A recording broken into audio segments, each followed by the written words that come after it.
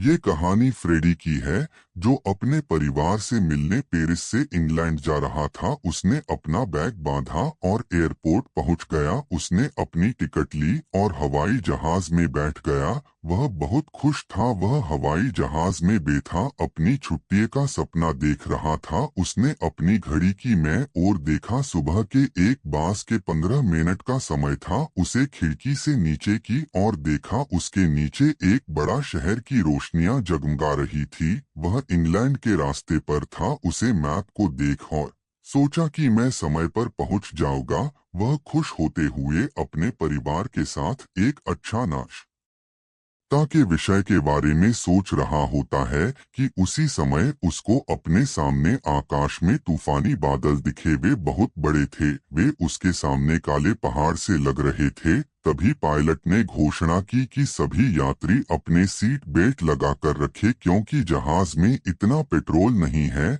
कि वापस लौटा जा सके या बादलों के ऊपर से जाया जा सके। हवाई जहाज को बादलों के अंदर से ही निकालना होगा। पायलट ने जहाज को सीधा बादलों में डाल दिया। अचानक हर चीज काली हो गई। हवाई जहाज के बाहर किसी भी चीज को देखना असंभव था। पूरा हवाई जहाज उछालने और बल खाने लगा। तभी फिर से पायलट ने घोषणा की कि मदद मांगने वाला रेडियो भी खराब हो गया है। पायलट के कई बार ट्राई करने के बावजूद वह कार्य नहीं कर रहा था। इतना सुनते ही अन्य यात्री और फ्रेडी बहुत भयभीत हो गए। वे सभी अभी तूफान में खो गए थे। तभी फ्रेडी ने एक हवाई जहाज को अपनी ओर आते देखा। उसके पंखों में कोई भी रोशनी नहीं थी, परंतु वह उसे देख सकता था। फ्रेडी बहुत खुश हुआ। उस हवाई जहाज के पायलट ने एक हाथ उठाया और पायलट की ओर हिलाया। पीछे आओ, वह कह रहा था। मेरे पीछे आओ। वह जानता था कि वे रास्ता भटक गए हैं। फ्रेडी और अन्य यात्रियों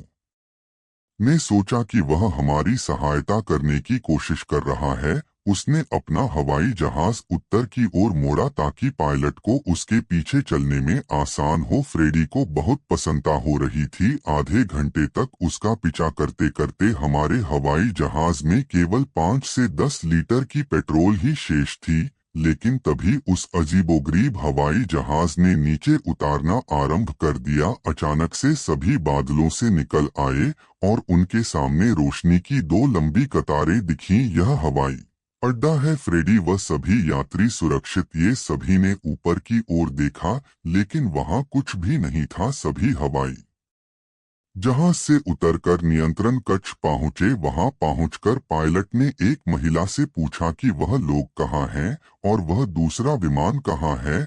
हम विमान के पायलट को धन्यवाद बोलना चाहते हैं। उसने महिला ने उनकी और अजीब ढंग से देखा और फिर हंसने लगी। अन्य हवाई जहाज यहाँ तूफान में आज कोई अन्य जहाज नहीं उड़ रहा था। मैं रडार में केवल आपका ही जहाज देख सकती थी।